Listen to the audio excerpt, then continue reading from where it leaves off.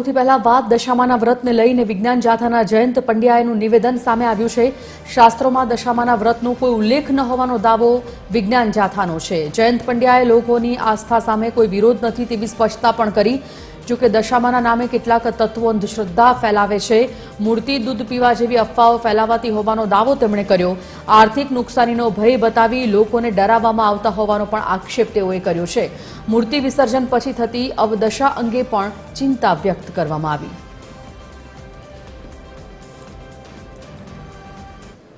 દશામાનો 10 દિવસનો વ્રત દરમિયાન ભૂઈમાં છે, ચમત્કારો કરી મૂર્તિમાં દૂધ પીવે છે, ફળ ફ્રૂટની અંદર માતાજી દેખાય છે, તેના લગે લોકોને એકઠા કરીને એક રીતે નાણાંનો એકઠા કરે છે। બીજું પત્રિકા વિતરણ કરી માતાજીનો ભય ખોફ બતાવી અને લોકોની પાસે બાધા ટેક રખાવી, જમણવાર કરે એવા અને કોલાહલ કરે, ઉન્માદ કરતા જોવા મળે છે। તો આ પ્રકારની ધર્મના નામે કે માતાજીની આડમાં નામે લોકોને અંધશ્રદ્ધા ફેલાવે છે અને લોકોને સાથે આર્થિક લૂંટ કરે છે, તેનો વિજ્ઞાન જાથા સદૈવ વિરોધ કરે છે અને લોકોને અપીલ કરે છે કે માતાજીનું વ્રત સામે કે માતાજીની આસ્થા સામે કદી પણ વિરોધ નથી, પરંતુ તેના નામે લોકોને ગુમરાહ કરી અંધશ્રદ્ધા ફેલાવે છે અને ભાવિ પેઢી માટે નુકસાનકારક પ્રવૃત્તિ કરે છે, તેનો સદૈવ વિરોધ છે।